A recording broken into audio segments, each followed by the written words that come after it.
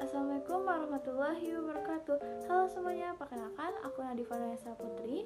Di sini aku akan membahas mengenai interaksi obat. Di sini teman-teman udah pada tahu belum apa itu interaksi obat?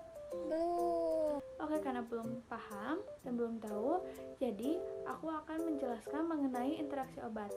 Jadi interaksi obat itu perubahan efek kerja dari suatu obat karena adanya obat lain ketika digunakan secara bersamaan, sehingga efektivitas dan toksisitas dari obat tersebut akan berubah.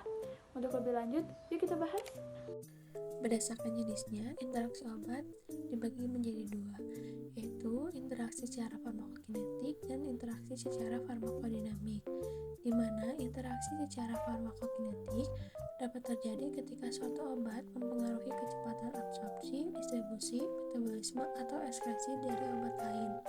Sedangkan interaksi secara farmakodinamik ini dapat terjadi dengan cara mengubah efek suatu obat yang dikarenakan keberadaan obat lain yang terjadi di tempat aksi. Selanjutnya ada interaksi obat berdasarkan tingkat keparahannya. Ini dibagi menjadi 3. Yang pertama ada kategori mayor, di mana memiliki efek besar yang dapat membahayakan nyawa atau mengakibatkan kerusakan secara permanen. Yang kedua ada interaksi moderat, di mana dapat menyebabkan perubahan status klinis pada pasien. Dan yang terakhir ada minor, yaitu memiliki efek yang tidak terlalu mengganggu sehingga tidak memerlukan terapi tambahan.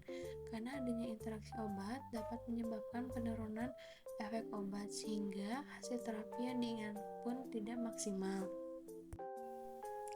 Dari penjelasan yang sudah dipaparkan, selanjutnya ada contoh kasus dari interaksi obat antara spironolakton dengan digoxin dari penelitian yang telah dilakukan oleh Surharyani di suatu rumah sakit. Langsung aja yuk kita bahas. Jadi ini adalah contoh interaksi obat dengan tingkat keparahan minor antara obat spironolakton yang digunakan untuk diuretik yang dikombinasikan dengan obat digoxin untuk penyakit gagal jantung, di mana interaksi obat ini termasuk ke dalam mekanisme farmakodinamik. Jika kedua obat ini dikombinasikan, maka dapat mengganggu beberapa penetapan kadar digoxin, tetapi dapat juga meningkatkan kadar digoxin di dalam darah secara langsung. Selain itu, jika dikombinasikan dapat merugikan jantung, yang mana spironolakton secara umum dapat mengurangi kadar kalium di dalam tubuh. Kurangnya kalium ini dapat menyebabkan jantung menjadi lebih peka terhadap digitalis dan resiko keracunan terhadap digitalis bisa meningkat dengan gejala seperti mual, bingung, gangguan penglihatan, tidak nafsu makan, bradikardia, takikardia, dan aritmia jantung. Selain itu, gejala yang perlu diwaspadai karena menurunnya kadar kalium itu seperti lemah otot atau kejang, pengeluaran urin yang banyak, pusing, ataupun pingsan.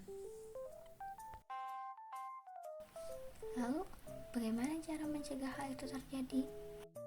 Untuk pencegahannya yaitu dapat dilakukan pemberian dosis digoxin yang sesuai selama pengobatan berlangsung. Oke teman-teman, jadi itu penjelasan mengenai interaksi obat, terutama interaksi obat dengan tingkat keparahan minor. Semoga apa yang aku jelaskan tadi teman-teman menjadi lebih paham apa itu interaksi obat dan semoga bermanfaat. Sekian, sampai ketemu di video selanjutnya. Wassalamualaikum warahmatullahi wabarakatuh. Bye. Semoga